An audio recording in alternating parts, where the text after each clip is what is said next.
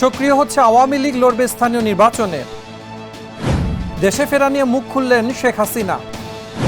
গভীর সংকটে premier bank, সামনে এলো ভয়াবহ তথ্য। গরিবের ঘুম কেড়ে নিচ্ছে গ্রামীণ ব্যাংক, তলব হাইকোর্টের। এ লেভেল ও ও লেভেল পরীক্ষায়ও প্রশ্ন ফাঁস, নেপথ্যে পাকিস্তান। প্রথম প্রান্তিকে প্রিমিয়ার ব্যাংকের লোকসান 108 কোটি টাকা। মুসলিমদের জীবনে কোরবানি ওয়াজিব কতটুকু? দেশের শীর্ষ খবরসমূহ নিয়ে কালবেলার বিশেষ আয়োজনে আপনাদেরকে স্বাগত জানাচ্ছি আমি মুজাহিদুল ইসলাম। শিরোনাম জানাচ্ছিলাম, এবারে বিস্তারিত। 5 আগস্টের রাজনৈতিক পট পরিবর্তন ও প্রশাসনিক আদেশে কার্যক্রম নিষিদ্ধ হওয়ার পর এবারে ভিন্ন কৌশলে স্থানীয় সরকার নির্বাচনের মাধ্যমে রাজনীতির মাঠে ফেরার প্রস্তুতি নিচ্ছে আওয়ামী লীগ। দলীয় সূত্র ও তৃণমূল নেতাকর্মীদের দাবি, দলের সভানেত্রী শেখ হাসিনা নিজেও আসন্ন স্থানীয় নির্বাচনে অংশ নেওয়ার বিষয়ে সবুজ সংকেত দিয়েছেন। প্রথমত, দলীয় পদধারী নেতাদের প্রার্থী করার পরিকল্পনা থাকলেও সেখানে বাধা এলে স্থানীয় পর্যায়ে সামাজিকভাবে স্বচ্ছ ও সজ্জন ব্যক্তিদের প্রার্থী করে পেছন থেকে সমর্থন দেওয়ার কৌশল নিয়েছে দলটি। এরই মধ্যে বিভিন্ন জাতীয় ও দলীয় দিবস ঘিরে দলটির নেতাকর্মীদের ঝটিকা মিছিল ও অনলাইনে সক্রিয়তা বৃদ্ধির বিষয়টি রাজনৈতিক মহলে বেশ আলোচনার জন্ম দিয়েছে। চলতি বছরের শেষের দিকে অন্তর্বর্তী সরকারের পক্ষ থেকে স্থানীয় সরকার নির্বাচন আয়োজনের ঘোষণার মাঝেই সিটি কর্পোরেশন, পৌরসভা, উপজেলা ও ইউনিয়ন পরিষদ নির্বাচনকে টার্গেট করে তৃণমূলের সাথে যোগাযোগ বাড়াচ্ছেন দলটির শীর্ষ নেতারা। এত ক্ষোভ কেন? কৌশলে স্থানীয় নির্বাচনে লড়বে কার্যক্রম নিষিদ্ধ থাকা রাজনৈতিক দল আওয়ামী লীগ। রাজনৈতিক মহলে এ নিয়ে আলোচনা এখন তুঙ্গে। দলীয় সূত্রের দাবি, দলের সভানেত্রী শেখ হাসিনা নিজেও স্থানীয় সরকার নির্বাচনে অংশ নেওয়ার বিষয়ে সম্মতি দিয়েছেন। এর আগে অন্তর্বর্তী সরকারের আমল থেকেই আওয়ামী লীগ স্থানীয় সরকার নির্বাচন সামনে রেখে রাজনীতির মাঠে ফেরার কৌশল খুঁজছে। আসন্ন স্থানীয় নির্বাচনে দলীয় পদধারী নেতাদের প্রার্থী করার প্রস্তুতি নিয়ে এগোচ্ছে তারা। তাতে বাধা দেখলে ভিন্ন কৌশলে প্রার্থী দেওয়ার চিন্তাভাবনাও রয়েছে। সেক্ষেত্রে স্থানীয় নির্বাচনে সামাজিকভাবে স্বচ্ছ ও সজ্জন ব্যক্তিদের প্রার্থী করা ও সমর্থন দেওয়ার পরিকল্পনাও রয়েছে দলটির। আওয়ামী লীগের বিভিন্ন পর্যায়ের নেতা ও দলটির তৃণমূলের নেতাদের সঙ্গে কথা বলে এমনই আভাস মিলেছে। জয় বাংলা স্লোগান ফিরে এসেছে। এরই মধ্যে রাজনৈতিক মহলে আলোচনা তৈরি হয়েছে। নানা সামাজিক কর্মসূচি, পেশাজীবী সংগঠন ও স্থানীয় পর্যায়ের তৎপরতার মাধ্যমে আওয়ামী লীগ ধীরে ধীরে মাঠের রাজনীতিতে সক্রিয় হওয়ার চেষ্টায় রয়েছে। আওয়ামী লীগের পলাতক নেতারা নানা অনলাইন প্ল্যাটফর্মে অভিযোগ করছেন, জনপ্রিয়তার ভয় থেকেই অতীতে জাতীয় নির্বাচনে তাদের দূরে রাখা হয়েছিল। স্থানীয় নির্বাচন সামনে রেখে তারা সক্রিয় হবে। যদিও 2024 সালের 5 আগস্ট শেখ হাসিনা সরকার ক্ষমতাচ্যুত হওয়ার পর দলটির নীতি নির্ধারণী প্রায় সব নেতা আত্মগোপনে চলে গেছেন। তাদের মধ্যে কেউ কেউ ভারতে আশ্রয় নিয়েছেন। দলীয় প্রধানও রয়েছেন ভারতেই। তাছাড়া অনেক নেতা গ্রেপ্তার হয়ে কারাগারে আছেন। দলটির বিদেশে অবস্থান করা বেশ কয়েকজন নেতার সঙ্গে কথা বলেও আভাস মিলেছে রাজনীতিতে ফিরে আসার পথ খুঁজছেন তারা। প্রশাসনিক আদেশে কার্যক্রম নিষিদ্ধ থাকলেও দলটি স্থানীয় সরকার ও পেশাজীবী সংগঠনগুলোই নির্বাচনের মাধ্যমে নির্বাচনী রাজনীতিতে ফেরার নতুন কৌশলের দিকে এগোচ্ছে তারা। এরই ধারাবাহিকতায় দলটির তৃণমূলের নেতাকর্মীদের সঙ্গে শীর্ষ নেতারা যোগাযোগ বাড়িয়েছেন। সাম্প্রতিক সময়েও দেখা যাচ্ছে নানা জাতীয় ও দলীয় দিবস ঘিরে ঝটিকা কর্মসূচিতে অংশ নেওয়া আওয়ামী লীগের কর্মী সমর্থকদের সংখ্যাও বেড়েছে। তারা পুলিশের চোখ এড়িয়ে অল্প সময়ের জন্য রাজপথে নেমে দলীয় স্লোগান এবং বক্তব্য দিচ্ছেন। তবে অনলাইনে তাদের সক্রিয়তা বেড়েছে আরও বেশি। রাজনৈতিক বিশ্লেষকদের ধারণা, সরকার হয়তো আওয়ামী লীগকে কিছুটা ছাড় দিচ্ছে। আওয়ামী লীগ ঘনিষ্ঠ সূত্রগুলো বলছে, শেখ হাসিনা দলীয় নেতাকর্মীদের স্থানীয় সরকার নির্বাচনে অংশ নেওয়ার জন্য সিদ্ধান্তের কথা জানিয়েছেন।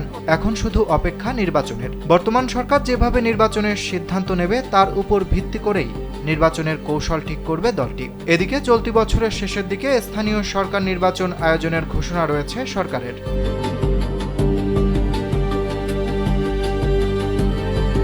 আওয়ামী লীগের শীর্ষ নেতাদের দাবি, শুধু স্থানীয় নির্বাচন নয়, সব নির্বাচনে অংশ নিতে চায় দলটি। কিন্তু জাতীয় নির্বাচনে সুপরিকল্পিতভাবে অংশ নিতে দেওয়া হয়নি তাদের। এখন যদি সরকার নির্বাচন করতে বাধা না দেয়, তাহলে সামনে সিটি কর্পোরেশন নির্বাচন, পৌরসভা, উপজেলা ও ইউনিয়ন পরিষদ নির্বাচনে অংশ নেওয়ার সিদ্ধান্ত রয়েছে তাদের। অরিত্র বাসু, কালবেলা। রাজনৈতিক পট পরিবর্তন ও দীর্ঘ আত্মগোপনের পর অবশেষে বাংলাদেশে ফেরা নিয়ে মুখ খুলেছেন সাবেক প্রধানমন্ত্রী শেখ হাসিনা। ভারতের মাটিতে অবস্থানকালে আনন্দবাজার পত্রিকাতে দেওয়া এক একান্ত সাক্ষাৎকারে তিনি আত্মবিশ্বাসী কণ্ঠে জানিয়েছেন তিনি বাংলাদেশে ফিরবেন এবং ফিরবেন মাথা উঁচু করে। সাক্ষাৎকারে আওয়ামী লীগের ভবিষ্যৎ, বর্তমান রাজনৈতিক পরিস্থিতি এবং ভারত বাংলাদেশ সম্পর্কে নিয়ে নিজের অবস্থান স্পষ্ট করেন তিনি। শেখ হাসিনা দাবি করেন, অতীতেও তাঁকে একাধিকবার হত্যা চেষ্টা করা হলেও আওয়ামী লীগকে দমন করা যায়নি। বঙ্গবন্ধু হত্যাকাণ্ডের পর যেভাবে দল আরও শক্তিশালী হয়ে ফিরে এসেছে, এবারও বিপুল সংখ্যক সক্রিয় নেতাকর্মী ও সমর্থক নিয়ে দল ঘুরে দাঁড়াবে বলে আশাবাদ ব্যক্ত করেন তিনি। এছাড়া আওয়ামী লীগের বিরুদ্ধে ওঠা ভারতপন্থী হওয়ার সমালোচনার জবাবে গঙ্গা পানি চুক্তি, সমুদ্রসীমা বিরোধ নিষ্পত্তি ও স্থল সীমান্ত চুক্তির উদাহরণ টেনে তিনি দাবি করেন, দল সবসময় দেশের স্বার্থকেই অগ্রাধিকার দিয়েছে। অবশেষে দেশে ফেরা নিয়ে মুখ খুললেন সাবেক প্রধানমন্ত্রী শেখ হাসিনা। রাজনৈতিক অনিশ্চয়তার মধ্যেও ভারতের মাটিতে বসে আত্মবিশ্বাসী কণ্ঠে জানালেন তিনি দেশে ফিরবেন, আর ফিরবেন মাথা উঁচু করে। একই সঙ্গে আওয়ামী লীগের ভবিষ্যৎ, দেশের বর্তমান রাজনৈতিক পরিস্থিতি এবং ভারত বাংলাদেশ সম্পর্ক নিয়েও নিজের অবস্থান স্পষ্ট করেছেন তিনি। ভারতীয় সংবাদ মাধ্যম আনন্দবাজারকে দেওয়া একান্ত সাক্ষাৎকারে শেখ হাসিনা বলেন, অতীতেও তাকে একাধিকবার হত্যার চেষ্টা করা হয়েছে, কিন্তু আওয়ামী লীগকে দমন করা যায়নি। তার দাবি, সৃষ্টিকর্তা বাঁচিয়ে রেখেছেন বলেই তিনি আবারও দেশে ফিরে গণতান্ত্রিক পরিবেশ পুনঃপ্রতিষ্ঠায় কাজ করবেন। আওয়ামী লীগের উপর নিষেধাজ্ঞা ও রাজনৈতিক চাপের প্রসঙ্গ টেনে তিনি বলেন, বঙ্গবন্ধু শেখ মুজিবুর রহমানকে হত্যার পরও দলকে নিশ্চিহ্ন করার চেষ্টা করা হয়েছিল, কিন্তু আওয়ামী লীগ আরও শক্তিশালী হয়ে ফিরে এসেছে। তিনি বলেন, এখনও দেশের ভেতরে বিপুল সংখ্যক নেতাকর্মী ও সমর্থক সক্রিয় রয়েছেন এবং তারা বর্তমান সরকারের বিরুদ্ধে আন্দোলন চালিয়ে যাচ্ছেন। দেশের বাইরে অবস্থানরত নেতাকর্মীদের বিষয়ে শেখ হাসিনা বলেন, কেউ স্বেচ্ছায় দেশ ছাড়েননি, অনেকেই জীবন বাঁচাতে বাধ্য হয়ে বিদেশে আশ্রয় নিয়েছেন। তার অভিযোগ, বহু নেতাকর্মী হত্যা, হামলা ও মামলার শিকার হয়েছেন। বিদেশে থাকা নেতারা আন্তর্জাতিক মহলে বাংলাদেশের বর্তমান পরিস্থিতি তুলে ধরছেন বলেও দাবি করেন তিনি। এছাড়া ভারতের সঙ্গে সম্পর্ক নিয়ে দীর্ঘদিনের সমালোচনারও জবাব দেন শেখ হাসিনা। তিনি বলেন, আওয়ামী লীগের বিরুদ্ধে বারবার ভারতপন্থী হওয়ার অভিযোগ তোলা হলেও দেশের স্বার্থবিরোধী কোনো চুক্তির প্রমাণ কেউ দেখাতে পারেনি। উদাহরণ হিসেবে তিনি গঙ্গা পানি চুক্তি, সমুদ্রসীমা বিরোধ নিষ্পত্তি এবং স্থল সীমান্ত চুক্তির কথা তুলে ধরেন। তার দাবি, আওয়ামী লীগ সবসময় দেশের স্বার্থকেই অগ্রাধিকার দিয়েছে। মুক্তিযুদ্ধ কোটা ইউনিভার্সিটিতে অরিত্র বাসু, কালবেলা। তো বেটা তুই তাহলে চলে আয়, পড়াশোনার দরকার নাই। দেশের বেসরকারি ব্যাংকিং খাতে এবারে নতুন অস্বস্তির নাম প্রিমিয়ার ব্যাংক পিএলসি। প্রতিষ্ঠানটি চরম তারল্য সংকটে পড়ায় কেন্দ্রীয় ব্যাংক থেকে নেওয়া বিশেষ ধারের 5,000 কোটি টাকা সময়মতো পরিশোধ করতে ব্যর্থ হয়েছে। এমন পরিস্থিতিতে ওই ধারের অর্থ পরিশোধের জন্য প্রিমিয়ার ব্যাংককে আরও 3 মাস সময় বাড়িয়ে দিয়েছে বাংলাদেশ ব্যাংক। তবে আসল টাকা শোধ করতে না পারলেও প্রথম 3 মাসের সুদ বাবদ 142 কোটি টাকা এরই মধ্যে পরিশোধ করেছে প্রতিষ্ঠানটি। সূত্রমতে নারায়ণগঞ্জের একটি শাখা সহ বেশ কিছু শাখা থেকে জালিয়াতির মাধ্যমে বিপুল পরিমাণ অর্থ আত্মসাতের কারণে ব্যাংকটি ভেতর থেকে ভঙ্গুর হয়ে পড়েছিল, যার উপরে নতুন ধাক্কা দিয়েছে সম্প্রতি কয়েকটি বড় কর্পোরেট প্রতিষ্ঠানের আমানত তুলে নেওয়ার ঘটনা। ব্যাংকের ব্যবস্থাপনা পরিচালক মঞ্জুর মফিজ অবশ্য আশাবাদ ব্যক্ত করেছেন যে পর্যায়ক্রমে টাকা ফেরত দিয়ে ধারের পরিমাণ কমিয়ে আনা হবে। দেশের বেসরকারি ব্যাংকিং খাতে নতুন অস্বস্তির নাম এখন প্রিমিয়ার ব্যাংক পিএলসি। প্রতিষ্ঠানটি চরম তারল্য সংকটে পড়েছে। তীব্র নগদ অর্থ অভাবের কারণে কেন্দ্রীয় ব্যাংক থেকে নেওয়া বিশেষ ধারের 5,000 কোটি টাকা সময়মতো পরিশোধ করতে ব্যর্থ হয়েছে ব্যাংকটি। এমন পরিস্থিতিতে ওই ধারের অর্থ পরিশোধের জন্য প্রিমিয়ার ব্যাংককে আরও 3 মাস সময় বাড়িয়ে দিয়েছে বাংলাদেশ ব্যাংক। তবে আসল টাকা পরিশোধ করতে না পারলেও 3 মাসের সুদ বাবদ 142 কোটি টাকা এরই মধ্যে পরিশোধ করেছে প্রতিষ্ঠানটি। ব্যাংক সূত্রে জানা গেছে, গত 2 ফেব্রুয়ারি প্রিমিয়ার ব্যাংককে নগদ 1,000 কোটি টাকা এবং বন্ড লেনের বিপরীতে আরও 4,000 কোটি টাকা ধার দেওয়া হয়েছিল। বাংলাদেশ ব্যাংক অর্ডার অনুযায়ী 90 দিন মেয়াদে 11.5% সুদে এই অর্থ দেওয়া হয়। ব্যাংকিং পরিভাষায় একে ওভারনাইট ওডি সুবিধা বলা হয়। 3 মাসের এই ধারের মেয়াদ গত 2 মে শেষ হলেও তারল্য সংকট এখনও কাটেনি। এই ধারের বিপরীতে প্রিমিয়ার ব্যাংক সমমূল্যের ডিমান্ড প্রমিসরি নোট জমা দিয়েছে। শর্ত অনুযায়ী কোনো কারণে ব্যাংকটি অবসায়িত বা দেউলিয়া হলে সম্পদ বিক্রি করে সবার আগে কেন্দ্রীয় ব্যাংকের এই পাওনা পরিশোধ করতে হবে। এর আগে শরিয়া ভিত্তিক ইসলামী ব্যাংক সহ একীভূত হওয়ার তালিকায় থাকা 5টি ব্যাংকও একইভাবে বিশেষ অর্থ সহায়তা নিয়ে পরে কয়েক দফায় তা পরিশোধে ব্যর্থ হয়েছিল। প্রিমিয়ার ব্যাংকের ব্যবস্থাপনা পরিচালক মঞ্জুর মফিজ এ বিষয়ে বলেন, ধারের 5,000 কোটি টাকার মেয়াদ কেন্দ্রীয় ব্যাংক থেকে বাড়ানো হয়েছে। তবে প্রথম 3 মাসের সুদ বাবদ 142 কোটি টাকা কেটে নেওয়া হয়েছে। পর্যায়ক্রমে টাকা ফেরত দিয়ে ধারের পরিমাণ কমিয়ে ফেলার আশাবাদ ব্যক্ত করেছেন তিনি। 2024 সালের রাজনৈতিক পট পরিবর্তনের পর প্রিমিয়ার ব্যাংকের পর্ষদ পুনর্গঠন করে বাংলাদেশ ব্যাংক। 1999 সালে প্রতিষ্ঠার পর 2025 সালের জানুয়ারি পর্যন্ত ব্যাংকটির সাবেক চেয়ারম্যান HM ইকবালের পরিবারের একচ্ছত্র আধিপত্য ছিল। অভিযোগ রয়েছে নারায়ণগঞ্জের একটি শাখা সহ বেশ কিছু শাখা থেকে জালিয়াতির মাধ্যমে বিপুল পরিমাণ অর্থ আত্মসাৎ করায় ব্যাংকটি আগে থেকেই ভেতর থেকে ভঙ্গুর হয়ে পড়েছিল। সম্প্রতি কয়েকটি বড় কর্পোরেট প্রতিষ্ঠান তাদের আমানত তুলে নিলে ব্যাংকটির তারল্য পরিস্থিতির চরম অবনতি ঘটে। বাণিজ্যিক ব্যাংকগুলোর তুলনায় গ্রামীণ ব্যাংকের ক্ষুদ্র ঋণের সুদের হার কেন এত বেশি সে প্রশ্ন তুলে রুল জারি করেছেন হাইকোর্ট।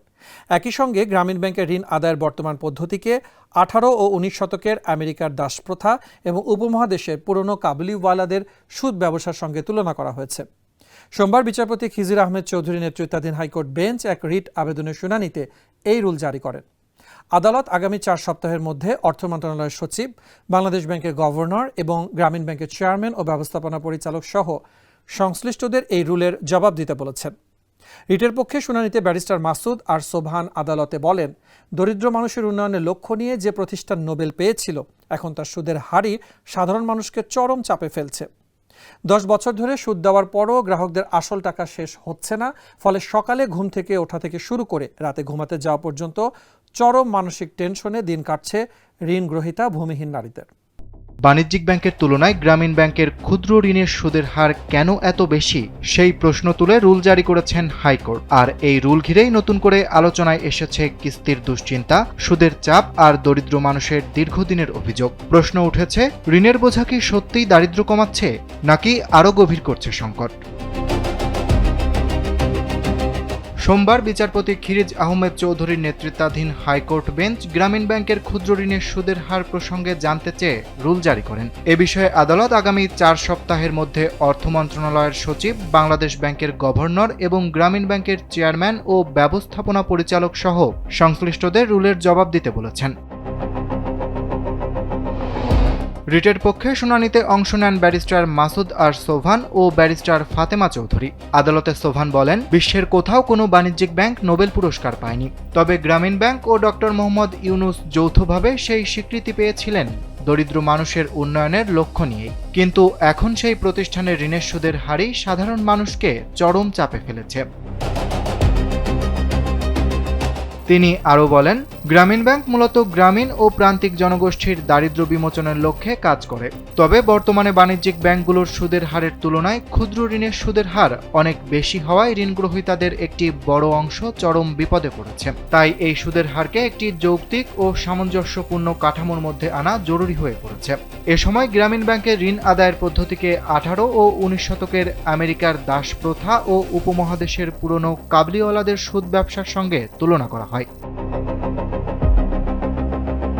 আমেরিকার দাসরা সারাদিন হাড় ভাঙা খাটুনির শেষে রাতে শান্তিতে ঘুমাতে পারত, কিন্তু গ্রামীণ ব্যাংক থেকে ঋণ নেওয়া একজন ভূমিহীন নারী সকালে ঘুম থেকে ওঠা থেকে শুরু করে রাতে সবাইকে খাইয়ে ঘুমাতে যাওয়া পর্যন্ত চরম মানসিক টেনশনে থাকেন যে সুদের টাকা কিভাবে শোধ করবেন।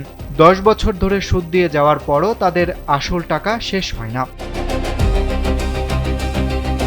এদিকে দ্রুত রুলের জবাব নিশ্চিত করতে বিশেষ বার্তাবাহক পাঠানোর কথাও জানিয়েছেন রিটকারী। আদালত খোলার পর মামলার পরবর্তী শুনানির দিন নির্ধারণ করে গ্রামীণ ব্যাংকে জবাবদিহির আওতায় আনার উদ্যোগ নেওয়া হবে বলেও জানান তিনি। অরিত্র বাসু, কালবেলা। এবার বিশ্বজুড়ে তুমুল জনপ্রিয় স্বীকৃত ও এবং এ লেভেল পরীক্ষায় প্রশ্ন ফাঁসের নজিরবিহীন অভিযোগ উঠেছে কেমব্রিজ ইন্টারন্যাশনাল এডুকেশনের বিরুদ্ধে। আর আন্তর্জাতিক এই পরীক্ষা ব্যবস্থার নিরাপত্তা ভেঙে দেওয়ার কেন্দ্রবিন্দুতে রয়েছে পাকিস্তান ভিত্তিক একটি শক্তিশালী চক্র। সংশ্লিষ্ট সূত্র মতে গত 2 মাসে কেমব্রিজের অন্তত 3টি পরীক্ষার প্রশ্নপত্র পাকিস্তান থেকে ডার্ক ওয়েব ও বিভিন্ন অনলাইন নেটওয়ার্কে ফাঁসের পর তা বাংলাদেশ সহ পুরো দক্ষিণ এশিয়ায় ছড়িয়ে পড়ে, যা উত্তরসহ লাখ লাখ টাকায় বিক্রি হচ্ছে। এই জালিয়াতির কারণে কেমব্রিজ গণিতের 2টি পরীক্ষা বাতিল ও স্থগিত করতে বাধ্য হয়েছে। শুধু কেমব্রিজই নয়, আন্তর্জাতিক ইংরেজি ভাষার পরীক্ষা IELTS নিয়েও প্রশ্ন ফাঁসের গুরুতর অভিযোগ উঠেছে। বিপুল অর্থ ব্যয় করেও আন্তর্জাতিক মানের এই শিক্ষা ব্যবস্থার এমন ধস এবং ঘন ঘন প্রশ্ন ফাঁস ঠেকাতে না পারায় কেমব্রিজের ওপরে চরম আস্থার সংকটে পড়েছেন শিক্ষার্থী ও অভিভাবকরা। বিস্তারিত রিপোর্টে। এ-লেভেল ও লেভেল পরীক্ষা প্রশ্ন ফাঁসের অভিযোগ উঠেছে বিশ্বের অন্যতম স্বীকৃত শিক্ষা বোর্ড কেমব্রিজ ইন্টারন্যাশনাল এডুকেশনের বিরুদ্ধে। একের পর এক প্রশ্নপত্র অনলাইনে ছড়িয়ে পড়ার ঘটনায় নতুন করে প্রশ্ন উঠছে আন্তর্জাতিক পরীক্ষা ব্যবস্থার নিরাপত্তা নিয়ে। আর এ প্রশ্ন ফাঁসের কেন্দ্রবিন্দুতে রয়েছে পাকিস্তান ভিত্তিক একটি চক্র। গত 2 মাসে কেমব্রিজের অন্তত 3টি পরীক্ষার প্রশ্ন ফাঁসের ঘটনা ঘটে। এর মধ্যে এ-লেভেল গণিতের 2টি পরীক্ষা বাতিল বা স্থগিত করতে বাধ্য হয় কর্তৃপক্ষ। সংশ্লিষ্ট সূত্র বলছে এসব প্রশ্নের বেশিরভাগই ফাঁস হচ্ছে পাকিস্তান থেকে। এরপর তা ডার্ক ওয়েব ও বিভিন্ন অনলাইন নেটওয়ার্কে ছড়িয়ে পড়ে। তারপর আন্তর্জাতিক নেটওয়ার্কের মাধ্যমে তা ছড়িয়ে যাচ্ছে বাংলাদেশ সহ বিভিন্ন জোনে।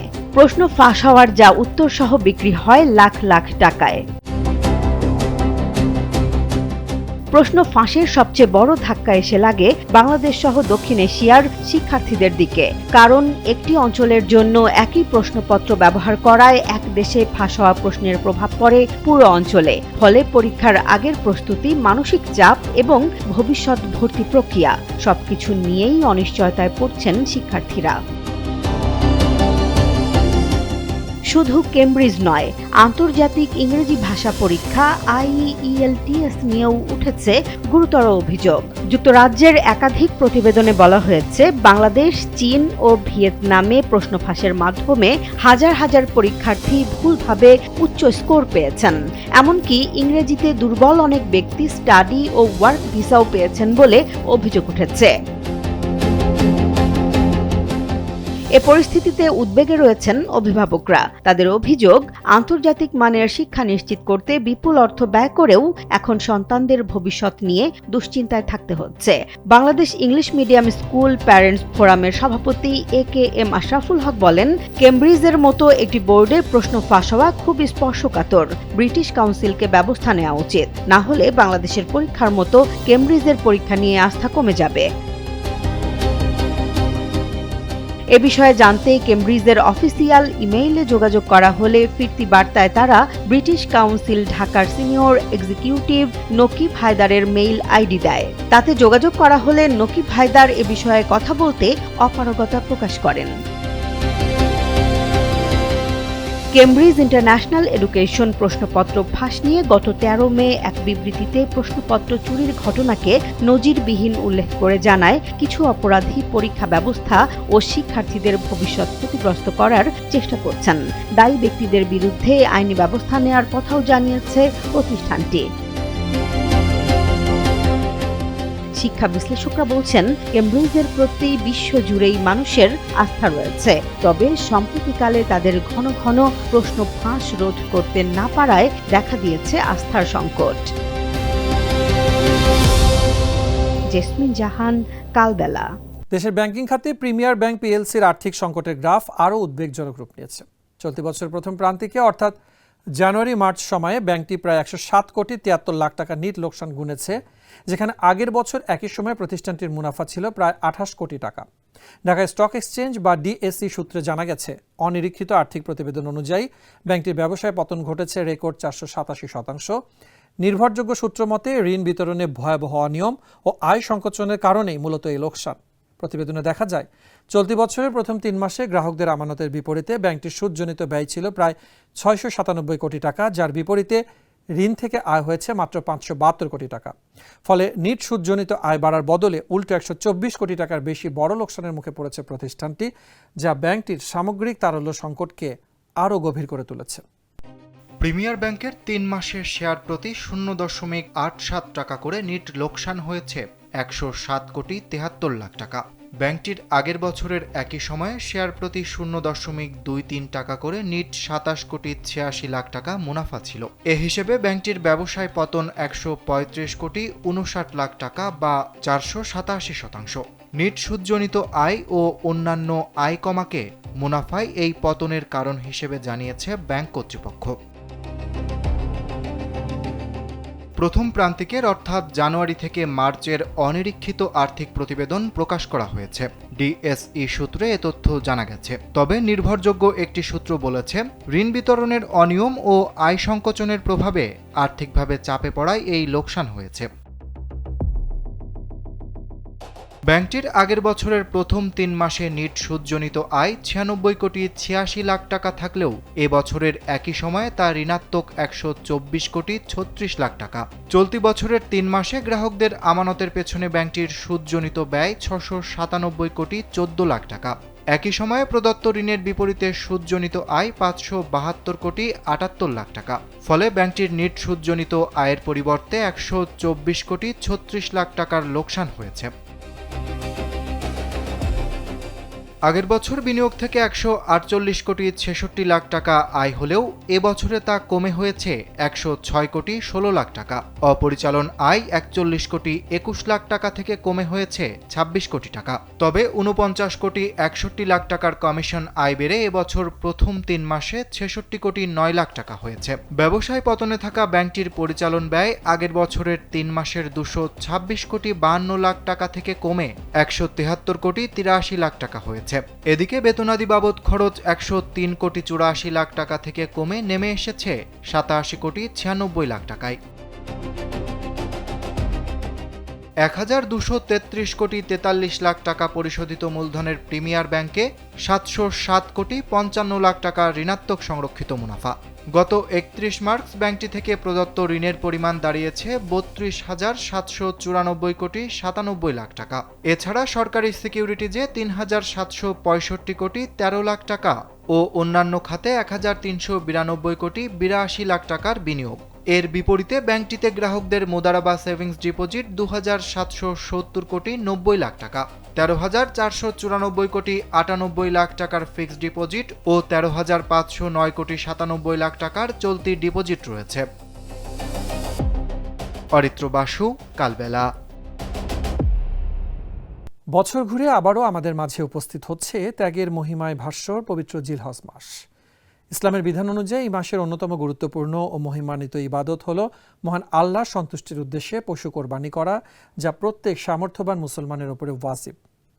সামর্থ্য থাকার পরও যারা কোরবানি ত্যাগ করেন তাদের প্রতি কঠোর সতর্কবার্তা দিয়ে রাসূলুল্লাহ সাল্লাল্লাহু আলাইহি ওয়াসাল্লাম ইরশাদ করেছেন, যার কোরবানি করার সামর্থ্য আছে অথচ সে কোরবানি করল না, সে যেন আমাদের ঈদগাহের নিকটবর্তী না হয়।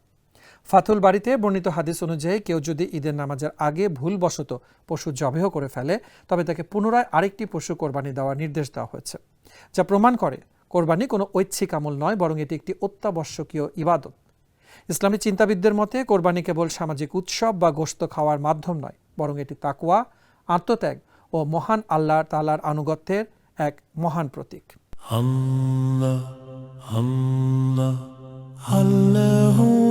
বছর ঘুরে আবারও আমাদের মাঝে উপস্থিত হচ্ছে পবিত্র জিলহজ মাস। এই মাসের অন্যতম গুরুত্বপূর্ণ ও মহিমান্বিত ইবাদত হল আল্লাহ তাআলার সন্তুষ্টির উদ্দেশ্যে পশু কোরবানি করা। ইসলামের বিধান অনুযায়ী সামর্থ্যবান মুসলমানদের ওপর কোরবানি করা ওয়াজিব। তবে কেন কোরবানি ওয়াজিব এবং এর গুরুত্ব কতটুকু তা জানা প্রত্যেক মুসলমানের জন্য অত্যন্ত জরুরি।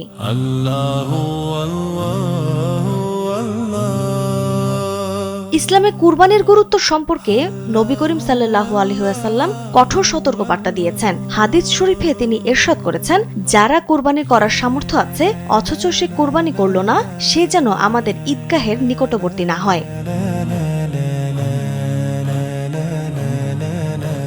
সামর্থ্য থাকার পরেও কুরবানি ত্যাগকারীদের প্রতি মহানবী সাল্লাল্লাহু আলাইহি ওয়াসাল্লাম এর কঠোর হুঁশিয়ারি প্রমাণ করে কুরবানি কোনো সাধারণ বা ঐচ্ছিক আমল নয়, বরং এটি অত্যাবশ্যকীয় ইবাদত।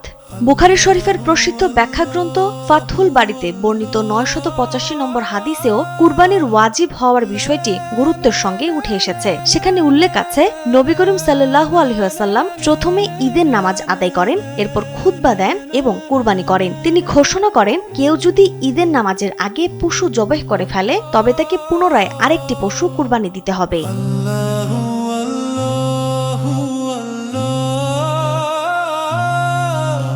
ইসলামের চিন্তাবিদদের মতে কুরবানি ওয়াজিব না হলেও ভুল সময় জবেহ করার কারণে পুনরায় কুরবানি আদায়ের নির্দেশ দেওয়া হতো না। এই নির্দেশই প্রমাণ করে সামর্থ্যবান মুসলমানদের জন্য কুরবানি একটি আবশ্যকীয় ইবাদত।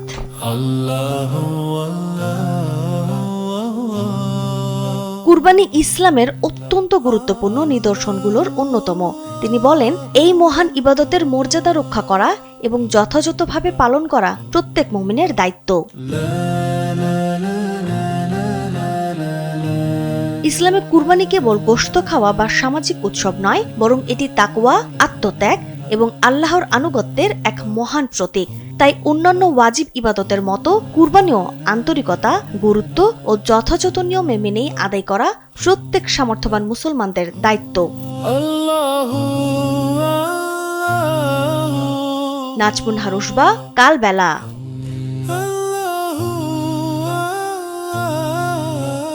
দর্শক, এই ছিল আমাদের বিশেষ আয়োজনে।